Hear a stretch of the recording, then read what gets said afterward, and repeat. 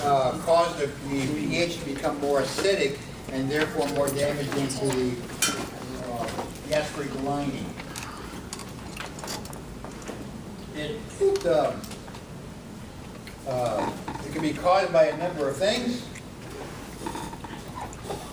We have H. pylori, and then mechanical, putting stuff in it you're not supposed to, eating spicy food followed by copious amounts of margaritas generally will cause an ulcer. It can be genetic, where you have an issue with the lining of the stomach itself. It can be environmental, things which are causing the issue. Environmental can also mean stress. And then several drugs can cause that as well, and we talked about them, such as ibuprofen, aspirin, cause the damage to the mucous lining, and that's why you take that with food. Symptoms: aching pain, generally when your stomach is empty, or shortly after it empties. It generally has a lot of pain when this part of the stomach is being irritated by the acid. So how do we prevent it? Well, you don't smoke, you don't drink, avoid hot, spicy, greasy foods. That means moving to Maine. They don't have spicy food in Maine. Sit upright. Your mother was right. Good posture. The one thing you don't want to do is you eat a big meal and you go lay down because everything flattens out and it can tend to go up to your esophagus. The acid which causes the issues. But most people don't eat before they go to bed because they know if they eat before they go to bed, they're going to gain 5 pounds by the morning, right? Mm-hmm. Wear loose-fitting clothes, the more pressure you cause on the abdomen, the more pressure you cause for anything within the stomach to exacerbate. Loose clothing, by the way, is also good for reproduction. You'll learn in that class. Is the tighter the garments, generally it affects that, like King Henry VIII. If he had boxers rather than briefs, he probably would have had boys rather than girls. The gender of the baby is based on the man, you know. So the more virile the man, the more boys you have. You don't wear tight-fitting clothing. It has nothing to do with reproduction, and tight-fitting clothing has nothing to do with women except maybe encouraging. Otherwise. And drugs. We have tranquilizers. We have those things that drop anxiety. We have anticholinergic drugs, which decrease the histamine. We have histamine 2 blockers and so forth in order to decrease pepsin and decrease the amount of acid and decrease those environmental factors which is causing us to have an ulcer to begin with. And tranquilizers that we see up here reduces vagal stimulation and decreases anxiety. What is vagal stimulation? Stimulation of the vagus nerve. We have anticholinergics inhibit the release of hydrochloric acid by blocking acetylcholine and histamines.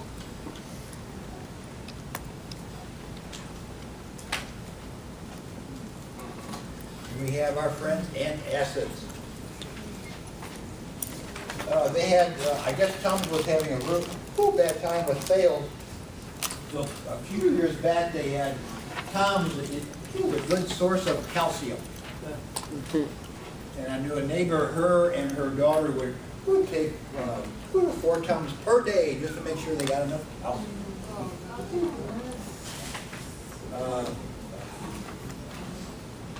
But if you drink plenty of fluids, you eat your dark green leafy vegetables, and you go for a walk, you generally don't have it. We see a pattern? Mm-hmm.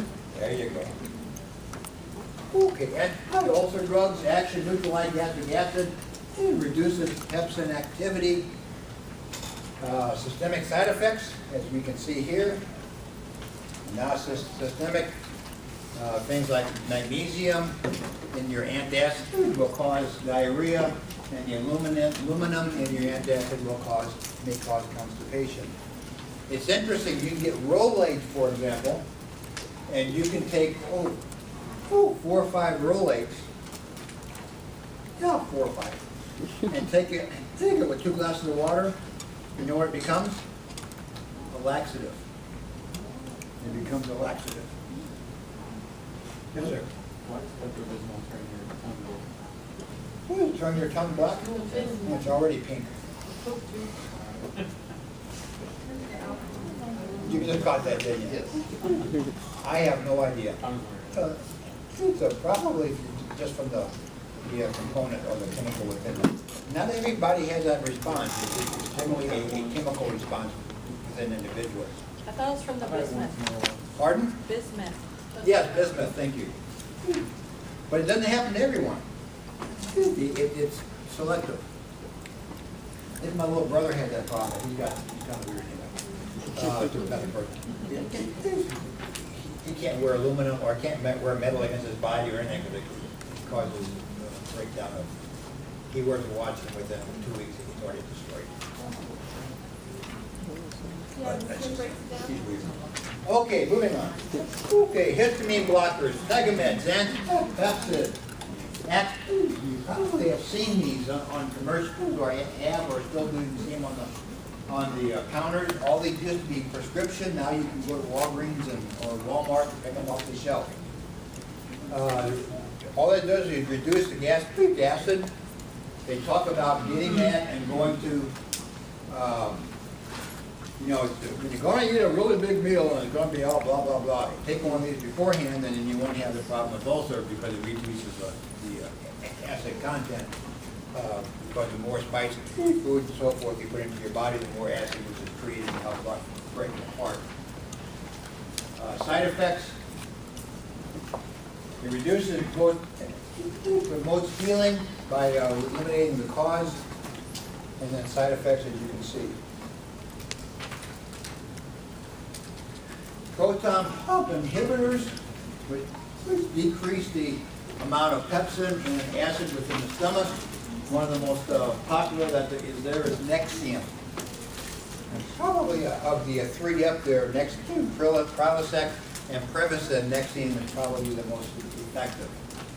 Prevacid being number 2 and Prilosec being the last in line. Pardon?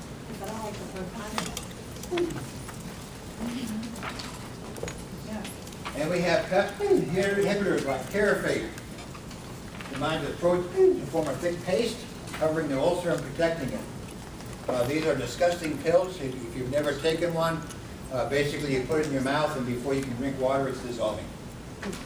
And it's disgusting. Side effects, as you can see there, it's usually given 30 minutes before meals. If it's covering the ulcer, protecting from acid and pepsin, you do it before meal.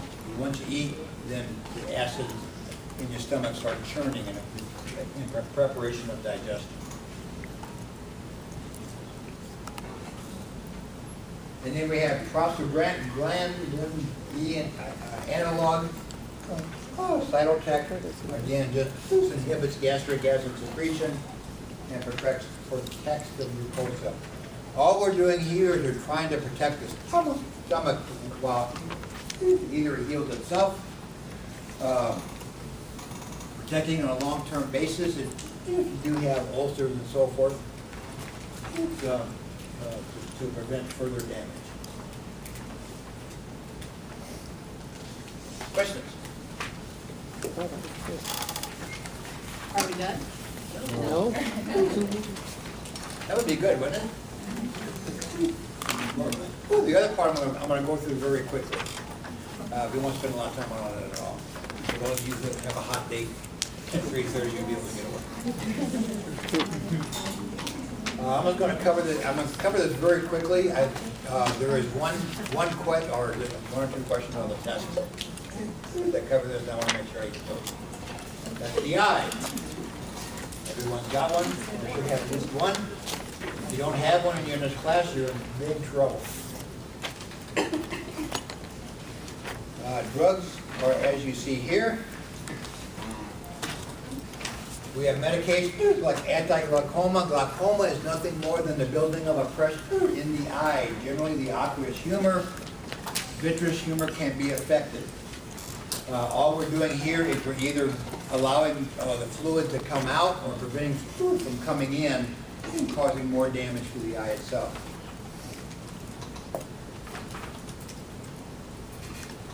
We come back to our prostaglandin analogs decrease production of aqueous humor.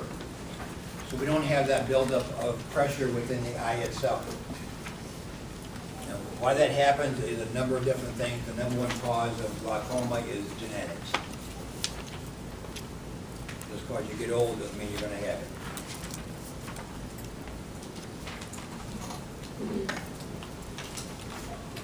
What's interesting is you go back here to from the side effects. Go back.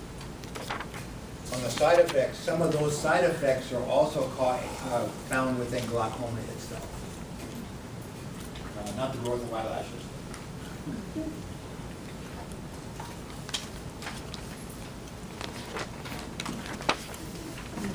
Carbonic anhydrase inhibitors interfere with the production of carbonic acid, again leading to decrease in aqueous humor. And if you have less of the aqueous humor, you have a decrease in intraocular pressure. And the effects are as you can see. Osmotics, normal and abnormal aqueous humor. And you know the aqueous humor comes in through this part of the eye, and the vitreous humor is in the back. When I was in biology 100 years ago, my college was real close to a rendering plant. So we got all the cow parts. And we had labs and so forth, and we spent one day doing nothing but dissecting eyeballs. It was really cool, by the way. I think the most fun was when they hooked up the air thing up to a pair of cow lungs to watch that. Actually watch them, how big they get and how they contract, and then how much it takes until they explode.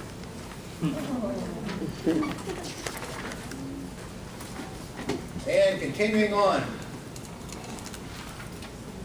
mydriatics dilates the pupils, paralyzes the muscle of accommodation. What's accommodation? Focus on short to far. Exactly. The ability to focus from far to near. I had someone once tell me accommodations are places you stay at on vacation.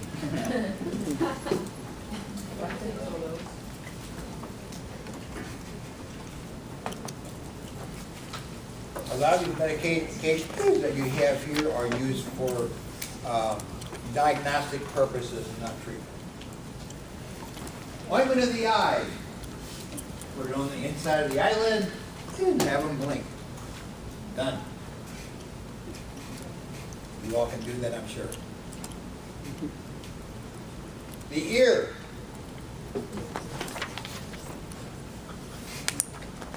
All of you know the anatomy and physiology of the ear. Okay. Some just don't use it very often. Ineffective, anti-infectives. Okay, we're looking at infection. Again, one of the most popular is otitis media, which is what? Right. Ear infection or middle ear infection. Common in kids. Why is it common in kids? Short. They don't have a. Because it gets short and it goes straight. It's short and it goes straight. Reduces and then the antihistamine decongestants. Reduce nasal and middle ear congestion.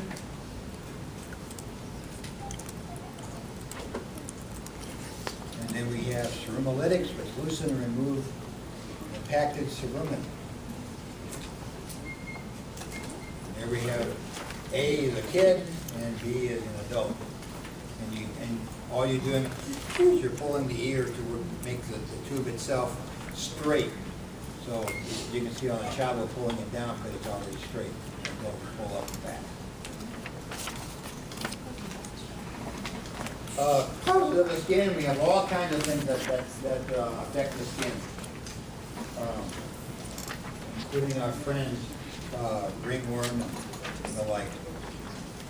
There are different kinds of lesions. We have natural vesicles, plaques, and they're just categorized by the formation they have on the skin itself, whether it's bumpy, whether it's hard, is it filled with fluid, or does it flake off? And that's what all these mean. Acne. Acne is you said acne you got because you ate too many French fries. Or you ate too much chocolate, or you ate too much grease. Most cases, acne is caused by an internal issue with your sebaceous glands and the production of oils. It has nothing. It has very little to do with your diet. Internal problems. Severe acne can be treated with tetracycline. We talked about that briefly with our antibiotics before. One of the biggest things with tetracycline is that you do have photosensitivity, light bothers your eyes, and you can get sunburned very easily with this.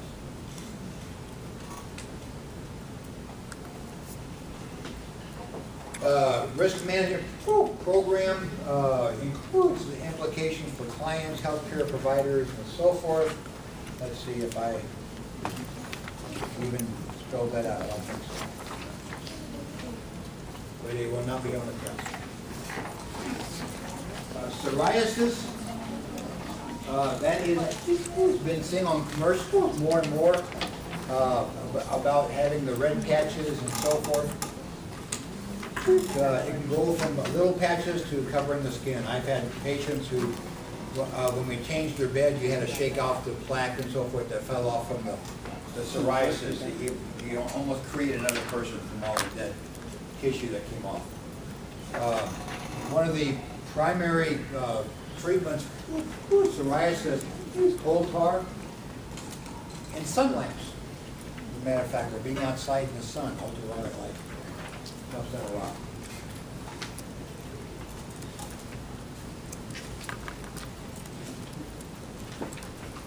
And the different medications that can be given for psoriasis. And you will see that some of these can be transferred over to other diseases. We won't get into them right now.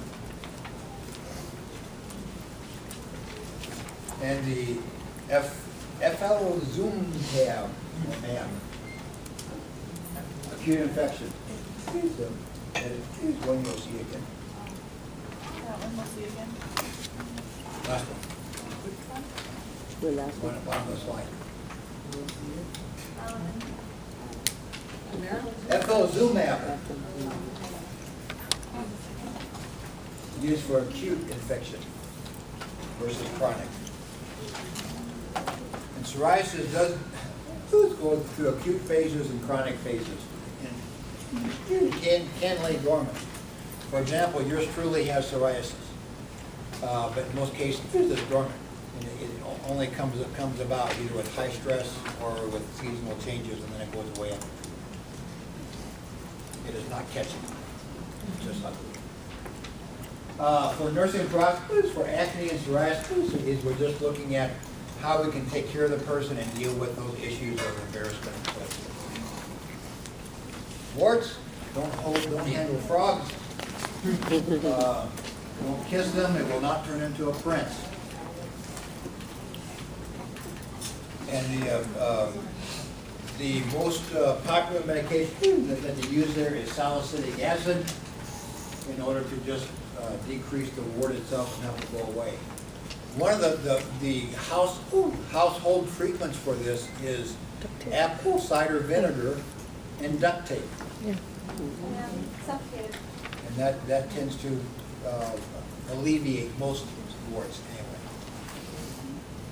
You just put it on and let it And sit then there. ward off It goes all away. other kind of things. When you look at the Control bottle, the foot and into the shin, primary and then you medication touch it, is you know, salicylic short. acid. Characteristics, as you can see up here, the causes, drug-induced dermatitis, you can see, caused by drugs.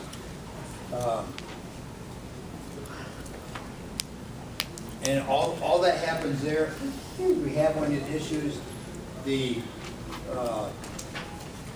side effect is treated, the medication is either left on because of the benefit, you treat the side effect, the medication is changed because of the side effect. The only one that is the issue is Stevens-Johnson syndrome, where the skin itself peels off, and then the opportunity of systemic infection becomes really high. Contact dermatitis, you've all had it at one point or another. Cosmetics. My wife cringed. We went to a dance competition, and all the women went to a room to get their makeup put on. I'm glad I'm a guy. Just comb my hair and put my clothes on, and off I go. They put all the makeup on. And she came out and she said she was a little bit worried because everyone's using the same eyeliner and the same transferring of germs. Poison ivy. Interesting. I don't have an allergy to poison ivy. When I was a kid, we'd play hide and go seek, and that's where I would hide. No one would come find me. I've got a twin sister who can stand downwind of poison ivy infection. I thank her daily for all those allergies that she has and I do not. Impetigo is a contagious skin affliction. Primarily is topical, and not treated will become systemic. Makes the area that is covered makes it turn green. And the medication that is used, Altobox, used to be commonly used all the time. That will ban more recently.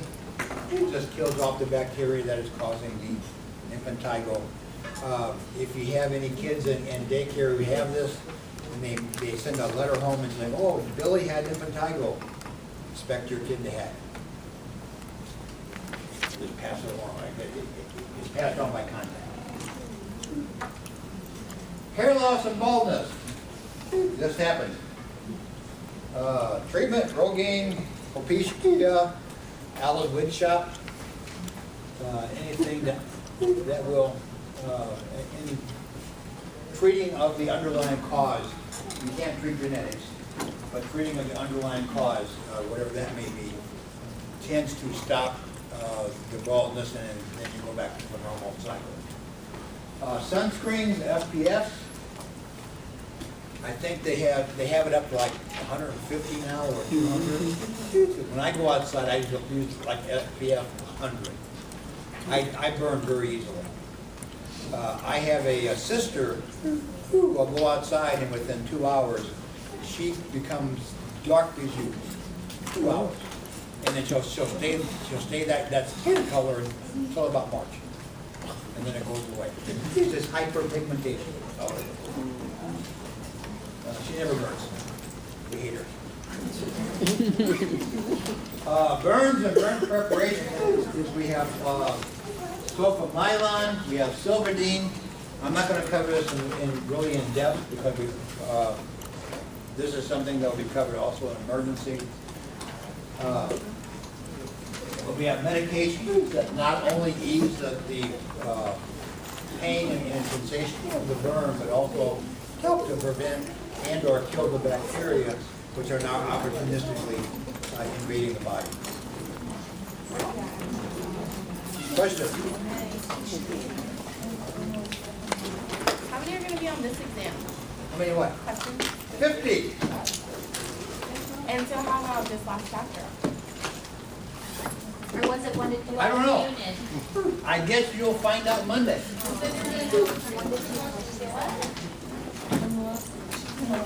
What? Oh, no, that was for the very last lecture. That's for the last lecture. That's inconsistent. Yes. Well, we haven't had the lecture yet. Questions? You got someplace to go? See ya.